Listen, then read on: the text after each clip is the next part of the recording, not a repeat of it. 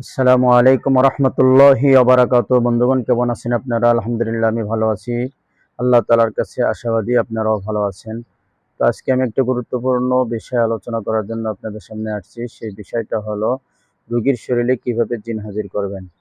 তো রোগীর শরীরে জিন হাজির করতে হলে প্রথমে রোগীকে আহ, পাক পবিত্র বানায় নেবেন, অজু করায় নেবেন এবং পবিত্র স্থানে তাকে কিবলামুখী হয়ে বসাবেন এবং রোগী সহ রোগীর আশেপাশে যারা আছে প্রত্যেকের শরীর বন্ধ করে নেবেন এবং যে রাকি যে নাকি যে জিনের চিকিৎসক রোগীর শরীরে জিন হাজির করতে চায় সে নিজেও কি করবে, নিজের শরীরটা বন্ধক দিয়ে নেবে। অথবা 11 বার ইস্তেগফার পড়বে, 11 বার দুরূদ শরীফ পড়বে, অথবা সূরাতুল জিনের প্রথম 5 আয়াত পড়ে রোগীর শরীরে ফু দেবে। প্রথম 5 আয়াত হলো, আমার সাথে আপনারা তেলাওয়াত করে শিখে নিতে পারেন। বিসমিল্লাহির রহমানির রহিম।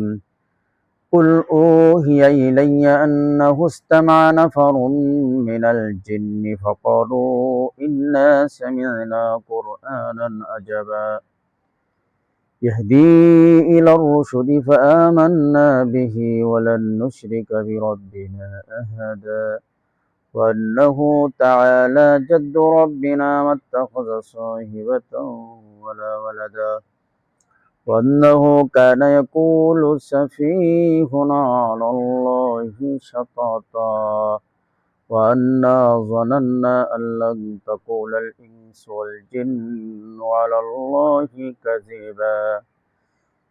এই হলো জিনের প্রথম 5 আয়াত। এই 5 আয়াত পড়বেন এবং 3 বার বলবেন হাজের শাও হাজের শাও হাজের শাও।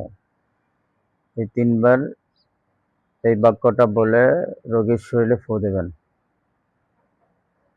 এভাবে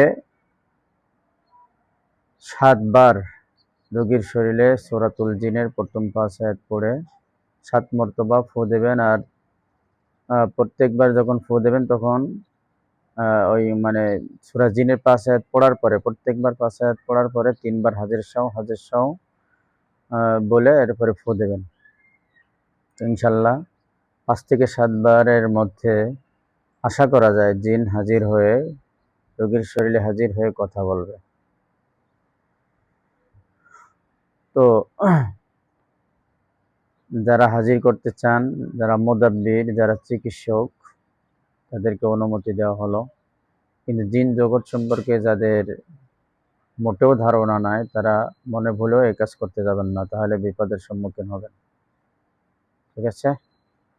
আর যারা মোটামুটি চিকিৎসা জানেন তাদেরকে অনুমতি দেওয়া হলো। ইনশাল্লাহ আপনারা হাজির করতে পারবেন।